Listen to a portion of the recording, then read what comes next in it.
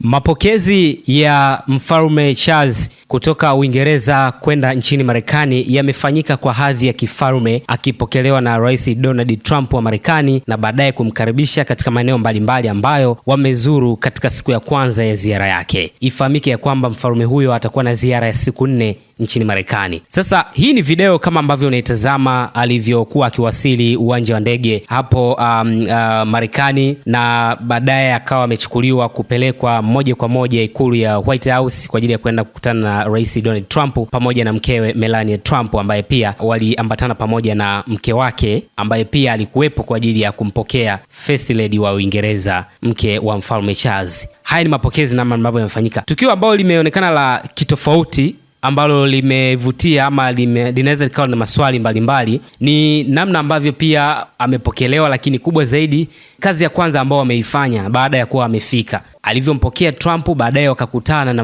wafalme wengine na wakajumuika na Mfalme Charles kwa ajili pamoja naye rais wa Marekani na mkewe katika ziara ya kutembelea mizinga mipya ya nyuki iliyozinduliwa katika ikulu ya White House. Na Marekani wamechapisha video ya matembezi hayo katika ukurasa wao wa YouTube, na wakawa wameandika tukio hilo ambalo Mfalme Charles amelifanya akishirikiana na Trump pamoja na wake zao, na wakatumia maneno ya POTUS pamoja na FLOTUS. Sasa maneno haya ukijaribu kuyafuatilia kwa kina ni maneno yanayohusu, ni maneno ya vifupisho yanayotaja nafasi ama taasisi za uraisi.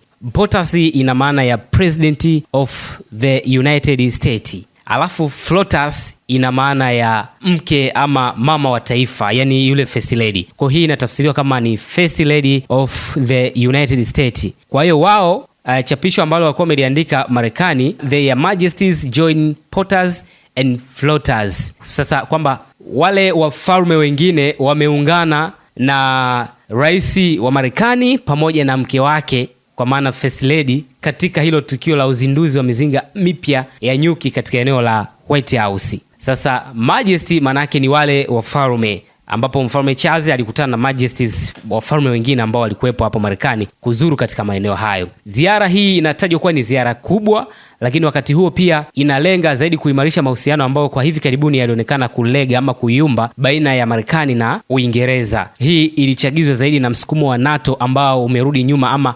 haukuonesha kumuunga mkono Donald Trump katika operesheni zake za kuishambulia Iran akishirikiana na Israeli. Sasa wengi walikaa kando, na alikuwa anawashambulia sana, anatuma maneno, ana post katika ukurasa wake wa Truth Social. Donald Trump walipokubali kwenda kwenye mazungumzo ya Irani, baadaye waliufunga ule mlango. Walivyotangaza kufungua, alishangilia sana na akasema alipokea simu za baadhi ya nchi za muungano wa NATO kwamba ziko tayari kwenda kumsaidia. Akasema hahitaji tena msaada kwa sababu tayari walikuwa baada ya kuona kwamba anafanikiwa ndo wakaanza kwenda sasa kutaka kwamba wako tayari kumsaidia. Japokuwa jambo hili limekuja kuwa ni gumu sana mpaka sasa hivi. Donald Trump anakabiliwa na mashinikizo mengi sana, mvutano wa ndani, lakini pia karata za Iran bado zinamuumiza. Kipi ni kipi? Na yeye akiwa anataka vitu vyote, anataka nuclear isitishwe, lakini pia anaitaka urani ambazo tayari zimesharutubishwa na Irani aweze kupewa, lakini wakati huo anataka ule mlango bahari wa Hormuz uweze kufunguliwa bila masharti yoyote, meli zipite bila kutozwa ushuru. Wakati huo haya mambo yote bado Irani kwake ni kizungumkuti, na ofa iliyoko mezani Trump ameikataa,